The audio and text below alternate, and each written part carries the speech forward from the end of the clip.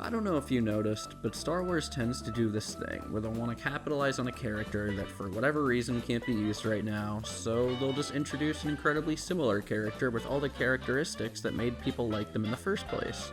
Seriously. So this weird double-dipping thing is no secret, and Star Wars isn't exactly trying to hide that they're doing it. And that's fine, because they've given us my favorite example of them doing this, Darth Maul's replacement character, Savage Opress. Savage Opress is kind of a best-case example. He looks like Maul and he walks like Maul, but that doesn't mean he doesn't have his own story being told. He's not even that similar to Maul, honestly. From the very beginning, he was never a Sith. He wasn't even a monster.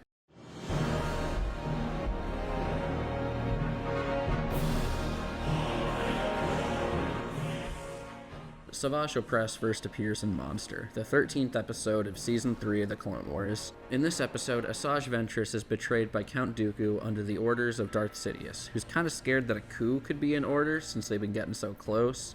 This leads to Dooku betraying her and Asajj being pissed. Wanting revenge, Asajj returns home to Dathomir to see the Night Sisters. They come up with the idea to gift him another assassin, one that they can use to enact their own secret plan of murdering Dooku. To find the perfect candidate, they hold a competition at the local village, which is where Savage comes in. Clearly the ideal candidate, Savage spends the entire time wrecking house while saving his brother's ass the whole time. Before you know it, they're the only two remaining, and Savage has to kill his brother to prove himself. This is kind of the point of no return for Savage. Up until now, he's been brutal, but not without empathy. The thing is, killing your brother Kane style is usually the kind of thing that symbolizes your loss of innocence, no matter how many minor signs of basic human empathy you might show. Unfortunately, killing his brother doesn't mean he's ready. Though he certainly has the guts of an assassin, he doesn't have the mass. So you think I was... The Night Sisters take care of this, pumping him full of steroids before setting him on his way, where he would go on to prove himself to Dooku in an interesting moment that kind of highlights the difference between him and Ventress. Where Ventress failed to win political allies through politics, Savage handles the situation by just killing the guy. Dooku was kind of pissed to hear that he just killed him instead of recruiting him, but at least he wasn't embarrassed in front of Yoda this time, so congrats, Savage, you got the job. Literally 10 minutes later, Ventress springs the trap, and ultimately Ventress and Savage fail to kill Dooku. Savage couldn't help but get the feeling that he was being used by Ventress, so he breaks his spell of allegiance and decides to go back home to the Night Sisters for advice now that he's had nobody to answer to for 5 whole minutes. This is where he's given a new mission. Find his brother, yes, brother, Darth Maul, so that he can learn how to kick ass properly. If you want to know how he's alive, the best answer I can give you is that he's just too angry to die. And that's it. That's all they had. I mean, they cut the guy in half. How are they supposed to just explain that away? I guess, using his hate, he managed to catch a ride off Naboo on a dump truck and spent a decade hanging out on a garbage planet called Lotho Minor. He'd go on to build gnarly spider legs, grow out his hair, and occasionally bribe a snake to lure people into his lair if he was ever feeling hungry. He brings Maul back to the Night Sisters, and they witch magic the crazy right out of him. From there on, Savage has a new boss, his brother Maul. They get a lot done together. They beef with pirates, they start a crime syndicate, they start shit with Obi-Wan, and they get Savage killed by Darth Sidious. And that's it. Really.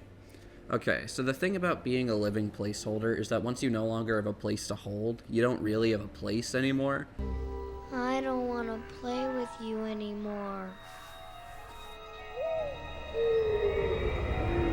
But this isn't a bad thing, because Savage losing his agency is actually where things start to get interesting. The thing about his falling to the wayside is that nothing's really changed for Savage. He goes from being a means to an end to a means to an end. Savage just isn't a big picture guy. He wasn't even born in Monster. The Night Sisters had to strap him down and pump him full of evil juice, just turn him into the guy they want him to be. But it doesn't matter how much work he'll get done, he's still never gonna be that guy. Co-writer of the episode Monster, Katie Lucas, famously compared him to Frankenstein's creature. He's a monster, but you get brief glimpses of a real heart beneath the surface. He's a complicated character. I don't think he would have turned to the dark side without manipulation of the witches. They use him.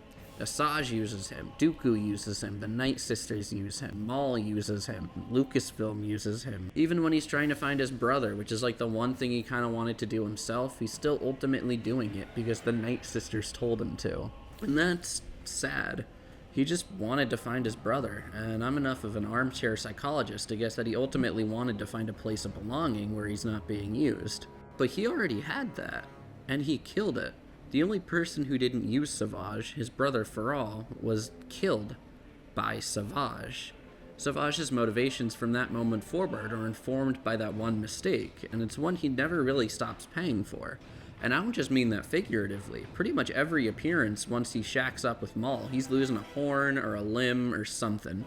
It couldn't be more clear that his decision to stooge for Maul is destroying him, even if he's his brother. There are moments where it's clear Maul may genuinely see Savage as a brother, but once Maul's back on the playing field, it's not until Savage's death where Maul can afford to see Savage as anything other than muscle. And that's sad. Sure, he had anger, he wanted power, he killed his brother, but everyone else was so quick to swoop in and coerce him to commit atrocities that we'll never really know what atrocities he would have committed by himself. Savage's dying words sum up his whole deal pretty well. I'm not like you. I never was. Dave Filoni's comments on those dying words sums him up even better. That's two things. It's an admission by us as a writing staff that Savage is never going to be Darth Maul. We created another Maul, and in doing so, incited the fan base and made them excited about Sabrox and Maul, and George, in the end, brought Maul back. So we had to get rid of the guy we created, who is kind of the puppet Maul. In the end, though, he's also saying that he's not, at heart, like Maul. He's not willing to go to the depths that Maul obviously was willing to go to.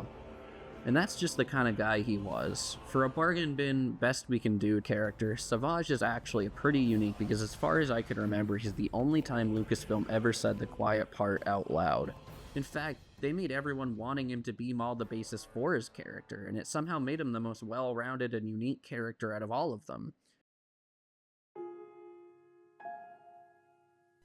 I guess that's pretty much everything I wanted to say about Savage. There's more I could say about him, but I think I've covered the basics enough that if you're interested in him, you should just go out and read more about him. Go watch the episodes, see what you notice, and thanks for watching.